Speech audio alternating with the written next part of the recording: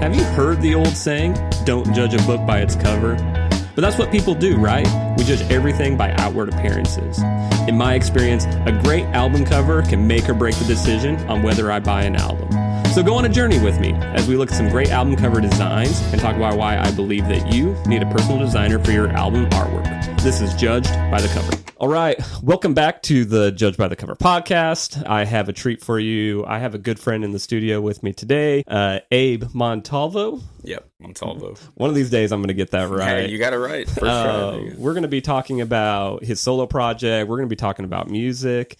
We're going to be talking about a new song that is coming out and will be out by the time you hear this on September 1st. But I know a lot of my listeners probably may or may not know who Abe is. So Abe, give us your introduction. Tell us who you are, where you're from, how you got into music, all that fun stuff. All right. I'm Abraham, 33 years old, from Chattanooga, Tennessee.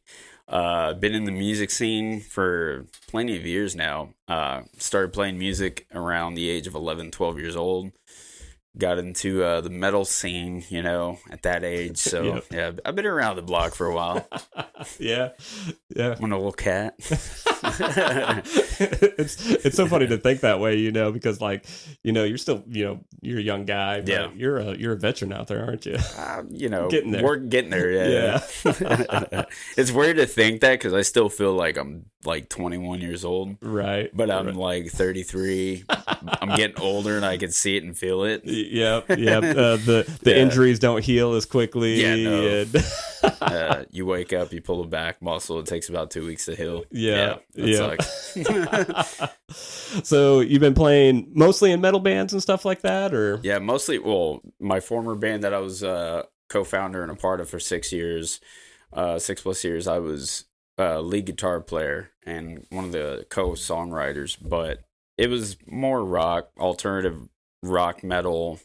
Maybe like radio rock kind of. Yeah, pushing for that. But now, like with the stuff I do now, it's more metal, more. It's a progressive touch of all the genres. I feel. Yeah, it's a touch of everything. Yeah, and that's kind of the beautiful thing about music and as an artist, where if you can find. If you can find things that you can pull from either other genres or other music that inspires your work, that's awesome. I love when you start hearing, whether it's like electronic elements and stuff like that. There's some cool stuff in like the intro of your song, which is pretty metal, I would say. But it's a pretty cool touch, and we'll get to that in a second. But tell us a little bit about your project, Monoliths. Like, where did that come from? How did that start? Tell us a little bit about that. Yeah. So during 2020, during the pandemic, it all kind of spawned around that time where all the venues and stuff were shut down, and my band at the time, we were finding new ways to kind of write collectively, or not even as together if we're off separate. I was learning how to play music with drum tracks, and that happened because of YouTube and my TV. And so I ended up buying a MacBook Pro, and I'd started learning how to write demos at home, like listen to drums and start writing over them, start riffing over that. And that's kind of where the whole idea of, well, the heavier stuff that doesn't work for this band can work in something else, something solo, something that'd be a lot of fun to just put together. So January of 2021, I announced the project. And I feel the name came from just like the random structures that were popping up all over the world in 2020. Okay. Yeah. So like, I don't know, I just thought it was kind of catchy and cool. Monoliths is something different, and I don't know, I think the mystery behind it is that we don't know where these structures come from, or even in history. So it's just a really cool, mysterious kind of name, kind of edgy for all the kids out there, the teens and stuff. Do it for the kids. So it came about in 2020, 2021, and man, I just started writing where my heart was leaning into this project. Nice. Something more metal, something more inspirational driven, to where I could create songs, and even songs that are still in demo phase that haven't even been released or anything. Just it's to just really push myself as a songwriter and as a guitar player, and I guess as a singer now too, which is interesting. Yeah, and I can't wait to when we get into the section where we're going to be talking about the new song. There's some cool stuff you said. There was a first for you on this song as well, so that'll be cool to touch on. I'll tell you, there's nothing more fun than sitting down writing a riff, and all of a sudden that's where that whole new song came from. Yeah. I literally had just bought a mess up amp head, a triple rectifier. Not even after January this year, it was like February, so I was just sitting downstairs where I'd moved my entire studio to, and I crank up my cab because the goal was I'm putting together the live band for this year to bring it out live, which is kind of taking a backseat at the moment. So I plugged in, got my live rig going, and there's nothing like having a raw tube amp fired up and just cranked up downstairs. And so I just started that initial opening riff, and boom. Like I listened to it, I'm like, all right, I need to find a thrash metal like style drum track. Because where Exile was a heavy song, I want this to outclass that in every way like possible, and I want this song to just smack somebody in the face like a hammer. But it's different. It's a different track. So it's definitely different. And we'll come back to some of the other questions instead of tiptoeing around it. So let's talk about the new song. So we've got Brave the Storm. Again, it's going to be out September 9th. And by the time, or September 1st. September 1st. And by the time you're hearing this, it's going to be out for about a week. So tell us about Brave the Storm. What kind of backstory you got on it that you want to share with us?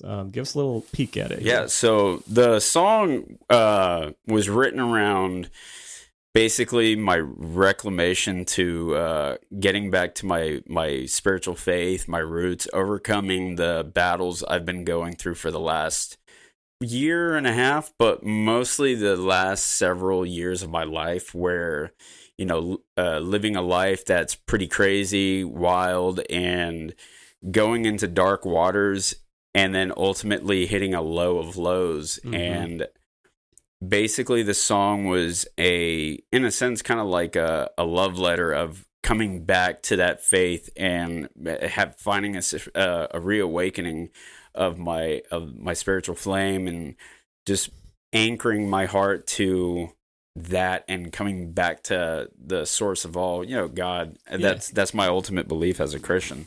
But it was definitely just me coming back to everything that I've known.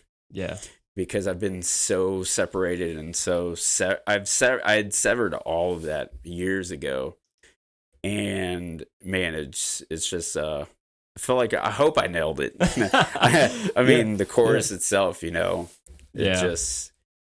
shines. Yeah, and that's awesome. There's something to, I think everybody kind of goes through a phase in their lives where there's either doubts or you step away and stuff like that. And just the beauty of coming back. And you can definitely feel it in the song. Like, even before talking to you about it, you did let me hear it. And I was like, this is a song about like overcoming. I just love to hear that. So it is a hammering song. I know you just referenced that, but that's one thing I love about you. Like, all your tracks are like very fast paced. Like you got the thundering drums and stuff like that. So tell me about kind of the song itself, as far as like playing it. I know you're working towards playing live. Like, how is it going to be playing these like real fast kind of thundering songs? So I earlier this year, after recording that song, I had recruited my former drummer of my old band. He started learning the material, and him and I rehearsed back in April. We had a 3 to 4 song rehearsal. Just to get down the bare bones of what it would sound like on a live aspect, and it was awesome. Like he killed Exile, he killed World Apart, he killed from the Sky, and I think we'd even attempted Shadow Kingdom at the time. Yeah. And it was sick, man. To be able to feel that on a live aspect was next level. You know, I had recruited him, and we were already in talks with bass player, guitar player. Yeah. And we were already at the time we were setting up a first show date for what would be July to August. But everything always kind of seems to fall apart, you know, with other commitments, and you know, people have busy lives, and I pulled back from it, and I said, you know what, right now is not the time. I'm not gonna force this. I'm gonna let it happen naturally when the right show presents itself, and when I have the time to actually rehearse with people, because you know, being in a busy hospital lifestyle is my workload is a lot on me. Man, the song, so during that time you said Overcoming, and the whole song. So with the song, originally we had written MIDI drums for the track, and on this track I'm introducing a new studio drummer that I've been working with. Now he's working on the second song that's going on this EP, and Andrew Howard, he's the former drummer of Speakeasy. Fantastic drummer. Okay, cool. He just obliterated the live drums on Brave the Storm. Sweet. You know, he impressed both me and my producer, Dalton Skinner. Yeah. And man, Andrew's just he's fun to work with. Nice. So yeah, I was very taken back. You know, even sitting, like, when we were sitting in production, writing out the track, and just changing parts that were never present in the original. That was just so much fun. That was so much fun, especially going back and doing vocals. Yeah. So speaking of vocals, it's been pretty cool. I've been following you since basically the beginning of Monoliths. So to kind of hear you vocally, you know, kind of grow and change and stuff like that, you kind of did a first for you on one of your recordings. So let's talk about the vocals and all that. So this was the first track that I actually screamed on. It was weird starting off this project because I never planned on doing like screaming. I just wanted to do more singing and stuff, but I've been pushing myself kind of behind closed doors. Like, I want to scream. I want to attempt to go like low, high, and just get more guttural with it. I guess this project is going more into the waters of hardcore, deathcore. I don't know. We'll see. Hey, right. I've written almost a deathcore track. It's pretty sick. And that's one of the ones I'll be going to record also soon. But man, it's screaming on this song for the first time was a lot of fun. I had already like tracked the vocals, and I went back during the bridge, and I'm like, man, I don't like the bridge. I don't like how it sounds, because it just sounds too much like the pre-choruses. And so I went back and I retracked my vocals at Breaker 17 with Andrew Previtt, and I just did the bridge vocals, and I was like, man, I hear it like this. It's almost like a proclamation, and then it's just like right at where the breakdown hits, it's just letting out that heavy scream. And all I could think about was like one of the songs by Killswitch Engage from the End of Heartache album, with, you know, Howard like just shouting, and then all of a sudden the heavy scream at the breakdown. And that's what I got inspired to do that. And I'm like, yeah, I hope this goes over well. I've been practicing screams now for a couple months, so yeah, it's cool. And even in the choruses, man, like pushing my voice to go as high as it does now. That's been really fun. And I'll tell you, man, that build up to that breakdown is sick, man. Dude. The most fun thing about these breakdowns has been writing a breakdown with a following breakdown that's even nastier. That's been kind of the formula that I've been going to in the music. Shadow Kingdom was the first, and then this one was the second. I'm like, yeah, this is nobody's gonna expect this. You hear one breakdown, all of a sudden you hear and another. Then you get the next one. And it's just even nastier. It's sick. I love it. It's my favorite part of the whole song. So here it is. This is Brave the Storm by Monoliths.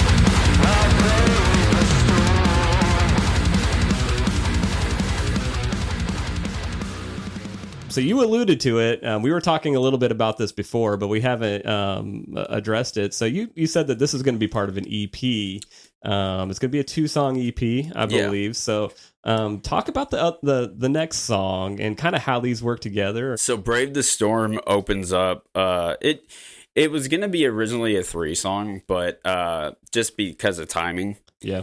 I'm not putting that third one out probably until the start of the new year, because it's a deathlier, heavier track than anything I've written. Even heavier than this. It's not like fast. It's just riff wise and just the feel of it. It's punchy. But this EP, Brave the Storm, opens up, with its opening and how it just leads perfectly with its outro. And then the next track that is coming out October 13th is titled Forever Gone. That is definitely where the direction of my future music is going to. Where, you hear more synth driven, or not necessarily synth driven, but you hear more ambient guitars, more melodic, but it's slower, more rhythmic and just heavy. Okay. Yeah, like it's very Bad Omens like the choruses. Man, it's and followed by just a nasty breakdown. Wow, like it's like Bad Omens, Korn, and Slipknot had a baby, and that's where I feel like I have finally found my footing as a writer and as a guitar player, like what I'm enjoying putting together. But yeah, this new EP, it'll come out the same day that the new track comes out. It's just be, hey, 2 songs, enjoy it. Yeah, I'm putting one out in September and then just putting both out together on October 13th for the listeners to enjoy. Yeah, that's awesome. Yeah. Talk a little bit about, as an artist, and you're still an independent artist, correct? Yes. Talk about releasing music these days, because it used to be, like you would get in the studio, you would do a full album. What is it like releasing music and doing the singles and EPs? Like, how is that for you as an artist? And do you like one way or the other? Tell me a little bit about that. It's weird nowadays. Like, this whole marketing thing is, I understand it because times are changing, and every release is like, how you release stuff now changes too. I'm not a big fan of it, to be honest. Like, I'm old school with the writing an album and putting out an album in its entirety. That's or putting one single out from the album, then pushing the entire album on release date. But with the times of how things have changed and how you have to market yourself, you put literally everything into one song, into your marketing ads, your campaign, and it's stressful because you probably won't get the listening base that you want. Right. Because, that's the gamble that you have to take as an artist, especially as an independent artist. You're either writing because you love to write, or you're writing because you're trying to be someone, or you're trying to make it into this industry that more than likely won't bat an eye toward you. Yeah. And the truth is, that's okay. Yeah. Either you love music or you're just trying to make it a career, which is not necessarily the pay. It's not going to pay you. Yeah. At the end of the day, this whole game change, the way that the game has changed with the music industry is just, it sucks. Yeah. It's not the same, and you got to go with the flow of the change, but just know that it's not what you think it's always going to be. Yeah. On the other side. So enjoy creating what you create and have fun doing it. And if you could put music videos out with it, then awesome. But even that, like, everything's just super expensive. Yeah. Because you're pumping a lot into just one song. Just one song. Mm-hmm. Yeah. Yeah. And, I hate it. I love streaming services because I do love to listen to a variety of music. But I know, as an artist, that sucks for you because you're making like fractions of a fraction of a penny on per stream. Yeah, I got like a $2 royalty check. It was awesome. Yeah, I was like, BMI sent me a check. $2, man, like $2.46. How much do you think it cost them to send that check? I was like, man, I made $2 whole. Yeah. So it comes more from the love. Yeah. Because you'd probably just kill yourself if you were just focused on sales, on numbers and stuff like that. Yeah. Where you're really going to find the joy is just doing what you love. Exactly. You get to create something that comes from a place of experience, of life, and just being able to do that, I think, is the most fulfilling. There it goes. That. There it goes. There goes that. That was my phone, by the way, y'all. It fell on the ground. Anyways, so writing music, and it, to me, I think, is the most fulfilling aspect of this entire portion of putting something together and releasing it. Funny enough, a friend of mine asked me, what's the most thing that you enjoy doing when you're putting a song? Is it the before or the after? And I'm like, well, it's while I'm in studio. Yeah. I have the most fun being in studio, being able to create all these different areas in the atmosphere of music that wasn't previously in a raw demo I created, and just going from there and then getting the product back and listening to the song back. Man, that is the most fun I have. Yeah. And how much do the songs usually change from that raw demo to that final product? A little bit. That goes back to my producer, who has massive input when he's, of course, doing his production part of it and restructuring parts of the songs that, make sense versus parts that didn't make sense before. And that's the best part of it is listening to it and then you'll go, oh, that makes sense. Yeah, you're right. Yeah. So, having a co-writer definitely is fantastic, which on Brave the Storm, he served as a co-writer, as he has on all my music. Yeah.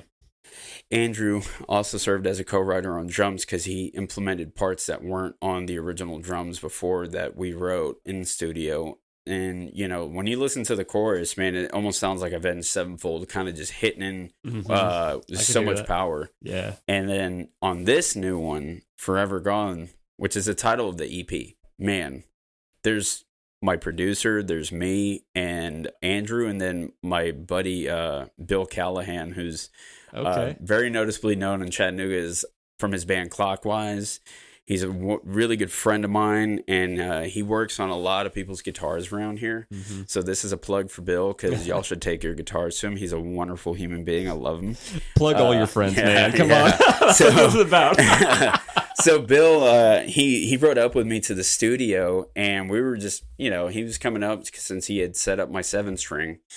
And this is the first time I've used the 7-string on a track in drop G. So I'm like, I'm going lower with tunings, and I'm just loving it. Yeah. So, so Bill rode up with me just in case I had any issues with tension or intonation. Setup and just stuff. to set up. So he brought his toolkit with him. And we hung out in the studio, man. And as we sat there, we started building the track from scratch from the beginning. We listened a little bit to the reference of the demo and leaned away from it just to go with our own flow. Yeah. And man, there were parts in there that Bill suggested to try. We did it, and so there were parts that he got to throw some little whittlies, with the guitar, which was awesome. Yeah. So I told him, hey, even just you giving it an idea or even tracking just a little thing of guitar, whatever it is, I'm including you for songwriting credit because you helped me with this. Every input matters. Yeah. And so having a co-writer is the most important thing because your ideas won't always be the end all be all. It's better to have someone pitch something to you that's completely revamps your entire song. Yeah, because when this is your baby, you kind of have blinders, right? You're you can only hear it a certain way, you can only see it a certain way. So having those voices from the outside, especially people that you trust, that's super important. Yeah. The songwriting portion of it, that kind of sounds like that's your favorite part. That's that's your sweet sauce. So tell us a little bit about what that process looks like, and is there anything that if there's somebody that was wanting to, improve their songwriting and stuff like that, do you have any, you don't have to give us all your tips and tricks, but is there anything that you do that this could help somebody else? Yeah. So for me, I find songwriting, it's of course therapy. Yeah. And it's a muscle that you start to work out, and you start to learn how to reconstruct or structure, for better word. You start to learn how to structure when you're writing based off of a riff idea or based off a lyric. Mm-hmm. And for me, the way that I do it, it's various different ways. It could just come as a lyric in my head, or as an opening riff where I sat down, played the riff for the opening riff of Brave the Storm, and all of a sudden the entire song was born. And then I started playing the chorus, and like just random sitting down one day, start playing the chorus, and all of a sudden, boom, like lyrics start coming up. And the moment those lyrics start coming up, what I like to do is write everything down on my notes on my iPhone or on my computer, and then I'll start structuring the verses based around the choruses, or I start vice versa. Just depending on like what you're getting. Yeah, it depends on the song and how I'm feeling with what the song is giving me. Yeah. And then I'll start writing around that. So if anybody needs advice on songwriting, don't listen to me. No, like all jokes aside, tips on songwriting, and just focus on making the song the best that it can be, and don't think that your idea of your song is the best, because there's always an opinion that can help your song grow. Yeah. I'm a firm believer of getting ideas from friends and sending my songs to them and being like, hey, what do you think of this? What do you think could be better? Inspire me in some way to help me change, because that growth matters. And I have a close group of music friends. I have Bill Callahan, who I send my demos to. I have Blake DeRusha at Guild Productions, who I very closely send all my music to. And I have, of course, Dalton Skinner, my producer, and then my buddy, my close friend, Cody Green. I generally, those four guys, which there's probably a couple more, and it's not to discredit anyone else, but I generally trust the opinion of these four as to, what do you guys think of this? You know, and they always give me feedback. Yeah. And the cool thing is, I think Cody as of recently has challenged me more to step outside of my comfort zone of writing in 4/4s. And it's something I'm still learning. You know, because songwriting is just kind of how you feel. You write songs based on how you feel or your experiences. And I told him the other day, I was like, man, this new one, thank you, because you kind of challenged me to write something different, and I feel that I've nailed it. Yeah. So fingers crossed. But advice to anyone: write what you feel, and just focus on making the song the best that it can be. It's not about how heavy it is, how fast it is. Just focus on writing and creating something that you connect with, that you feel will connect with others. Yeah. And the truth is, man, if you believe in it, it'll show. Yeah. Yeah, and that's awesome. You know, I love that you have the team, and I'm sure those guys have the you know, your respect enough where if they're like, this sucks, man. They're going to tell you that, right? Oh, yeah. Yeah. And here's the thing: when people tell you that your stuff sucks, don't get butthurt. Just, you know what? Accept it and say, you know what?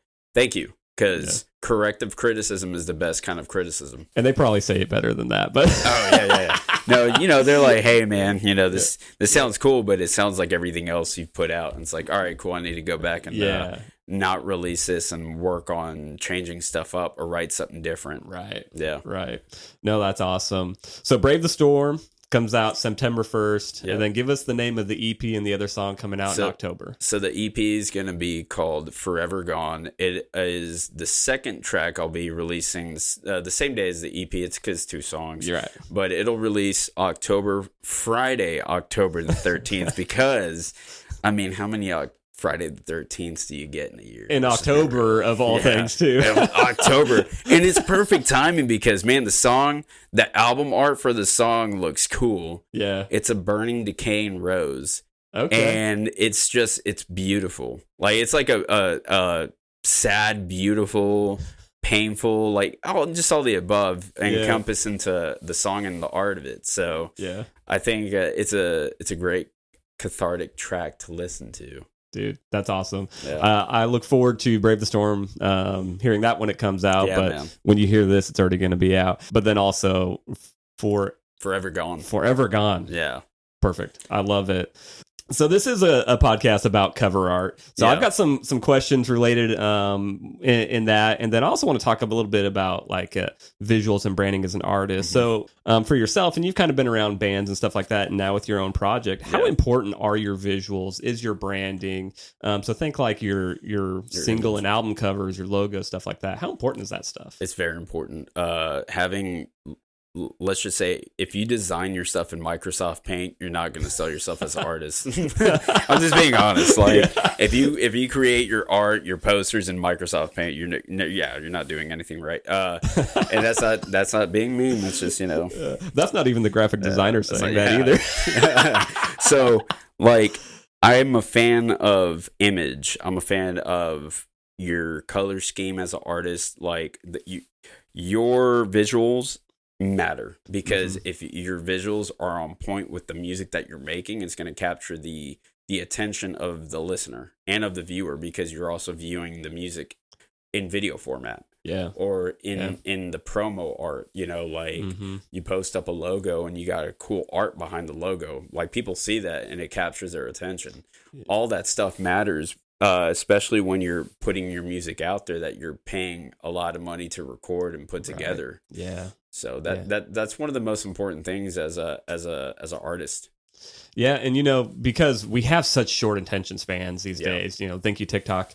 But I mean, you've got a little square on somebody's phone screen, because that's where we're consuming music, and so like you have to have something that catches my attention, that's like that makes me go, what is that? Because I know there's plenty of stuff. There's an album by the Architects. That do you listen to them at all? The band Architects? Yeah, I've listened to them. They've got this album cover, and it's the dude in a spacesuit standing in what looks like a church or a cathedral, something like that.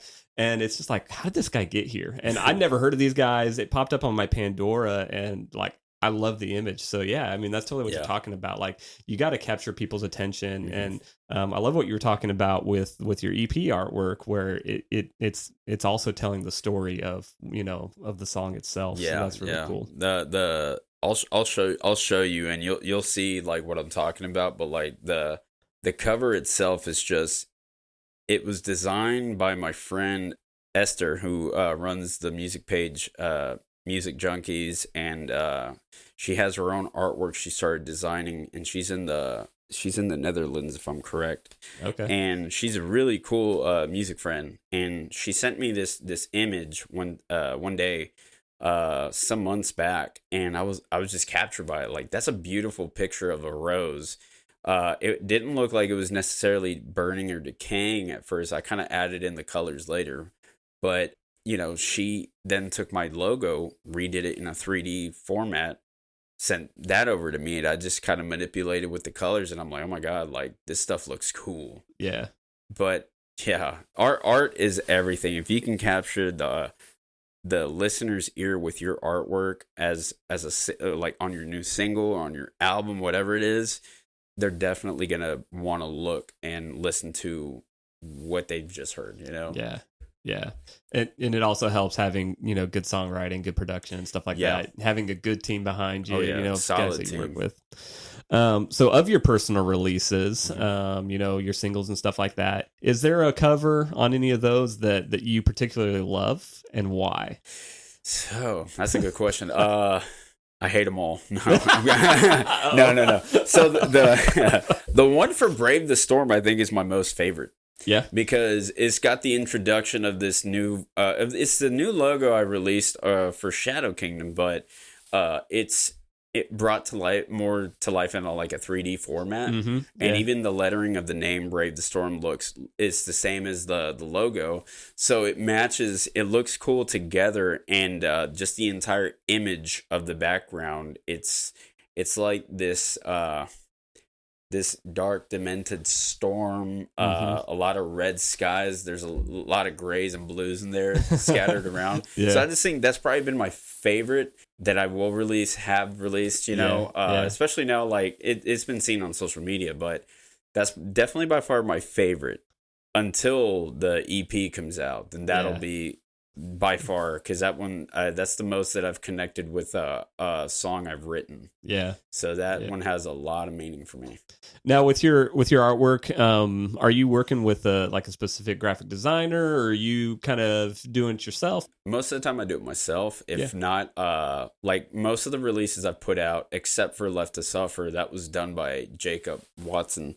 He did that artwork for me. The EP artwork I put together myself, and the tracks, the first two, the fourth, and the EP art I did myself. Nice. And even this one for Brave the Storm I've done myself, just different images and stuff, and kind of compiling and creating. Canva's an awesome tool to use. So is Photoshop. I love that Canva exists, especially for like artists and stuff like that. Yeah. Independent guys like you. It sucks being the graphic designer and knowing that it exists. But if you've got the eye, which obviously you do, you've got great visuals. So you've done a very good job, my friend. Appreciate that. Means a lot. Left to Suffer was a really cool one as well. Yeah. Your buddy did a great job with that. I love that art, and I love the story behind it too. We kind of talked about the last time we got to chat. But yeah, you're doing a great job. I appreciate that. That's still, to this day, is still my favorite song that I've put out. Yeah. Like, of all the, even, to me, it's just, I don't know. There's just something so about that time that it came out. It's heavy. It's rhythmically just awesome. Yeah. So it still sits as my favorite. Yeah. Until Forever Gone releases. Man, we're hyping this song up, man. I'm excited. I have a solid feeling this song's gonna go. I know for a fact Rock 105 is definitely gonna put it on the radio station. Dude, that's awesome. Yeah, because I tried pushing Shadow Kingdom. They're like, no, this is way too heavy.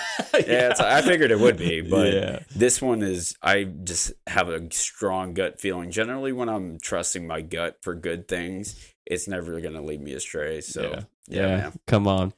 All right. And last question, dealing with like album covers and stuff like that. Yeah. What is your favorite album cover of all time? Dude, there's so many. That's such a broad question. Yeah.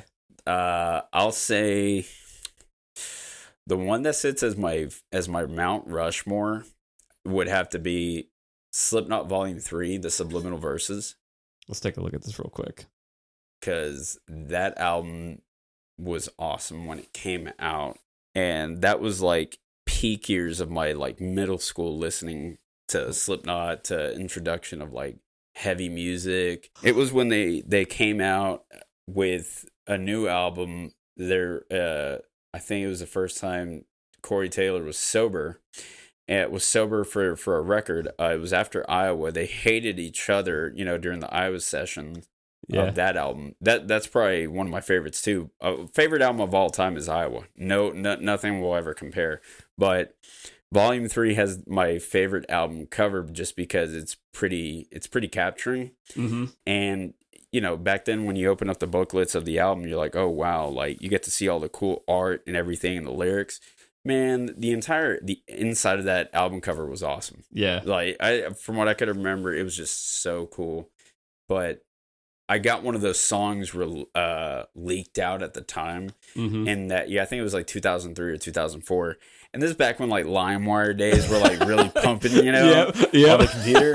So I made a mixtape of different like Slipknot songs. And I just remember I saw this one song that wasn't even out at the time because this record wasn't even out. Yeah. This song wasn't even out as a single. But somebody leaked it out on LimeWire. LimeWire, thank you, LimeWire. It was Pulse of the Maggots, which is like one of the heaviest, most like anthemic tracks on that album. Yeah. And I remember listening to this and I was just in awe. Like, wow, Slipknot sounds way different.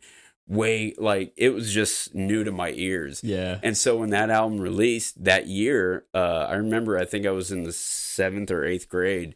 CD players were still it, you know what I mean? Yep. And like my musical ears as a teenager were just blown. Yeah. So the visual, that album art sits as my top.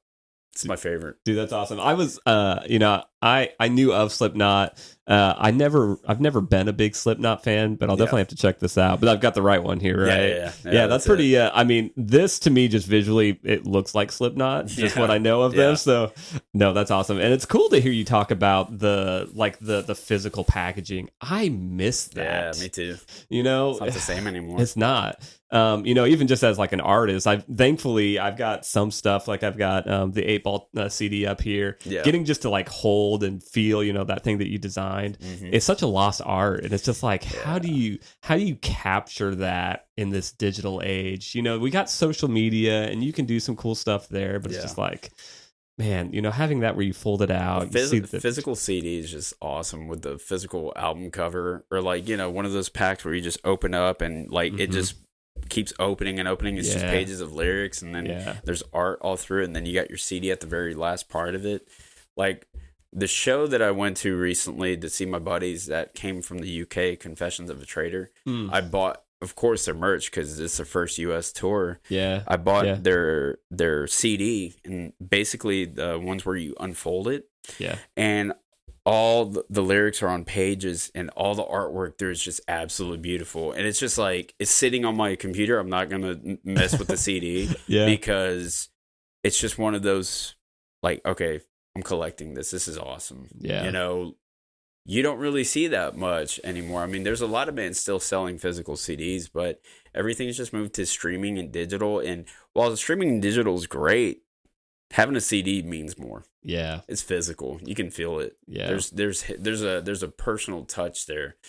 One of the goals that I had for the end of this year with hopefully this new 2-song EP, that's my goal, is to put together a T-shirt and a CD pack. With possible hats. So, you know, I was thinking about doing a Kickstarter because this stuff is expensive. It's expensive. And doing it on my own is not easy at all. But, you know, if that happens to come to fruition, it's could be something that'll be released by like the end of the year. Nice. Well, that's cool, man. You know, that's something that I've learned through this podcast is, you know, I had, you know, just as of recently had just gone all streaming, all digital and stuff like that. Cause it's just so easy, especially when you've got an iPhone and you're in the Apple ecosystem. It all works so well. But getting to I'm starting to buy these vinyl records, and I'm buying CDs and stuff like that. Sorry, there's little. No, it's okay. Vinyl's where it's at too. Oh, it's just awesome, man. And I'm like relearning my love for this stuff, and it's just like, God, we need to bring this back, man. Yeah, it's almost like a lost art. Even though there's bands and stuff that are like putting out the vinyls, still doing that. Even cassettes, they're bringing back cassettes. You know, I'm seeing that more and more. I think that's cool because it's keeping vintage alive. It's keeping nostalgia alive, and I think that's important.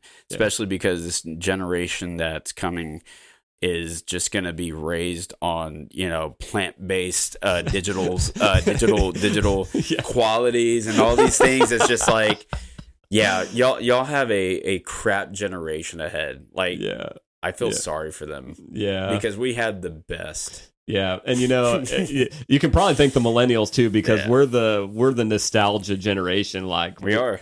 We want all these memories to come back, and so plant-based punks.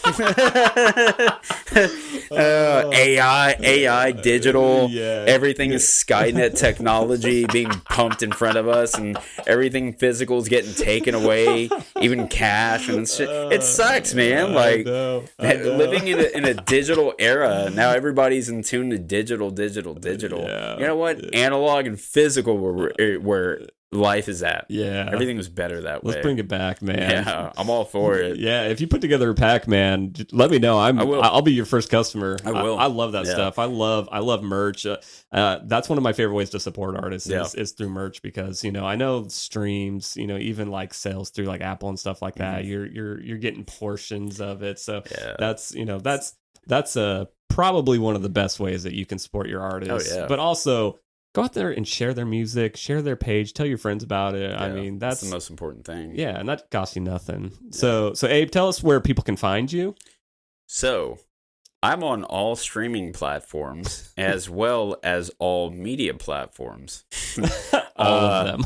You know, if you want to look up the band, look up Monoliths Official on Facebook, Instagram, YouTube, definitely YouTube, because I'm trying to grow the YouTube page as Hit well those as like the and Instagram. subscribe.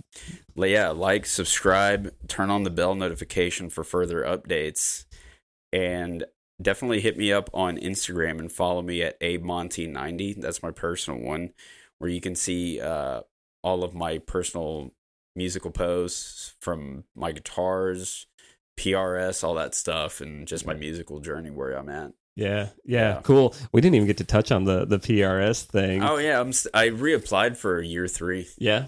So cool. hopefully, fingers crossed, everything goes through and I get reaccepted this year. Nice. This year I took a little bit of a step back in the amount of content I've put up because life is just busy. Yeah, but it happens, man. You know, I'm actually stoked. I just got back from dropping my 7-string off. I'm getting some custom work done to it. Nice. And it's gonna be my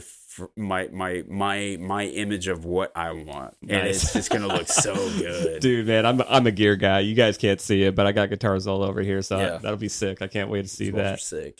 One last question, and I'll let you go. Get back to the rest of your Sunday, but tell me about your synthwave project. Yeah, man. So. Nostalgia, right? We're talking nostalgia. We just talked it. Dude, so I've been a huge synthwave nerd for many years now. And it all started because of Gunship. I love Gunship. You know, that group, if y'all don't know who Gunship is, you are not living life. And you're probably boring. No, I'm just kidding. I'm kidding. No, for although Gunship is awesome. So I got introduced to Gunship, and then I went into the territory of synthwave. Found out Time Cop 1983 back in 2020.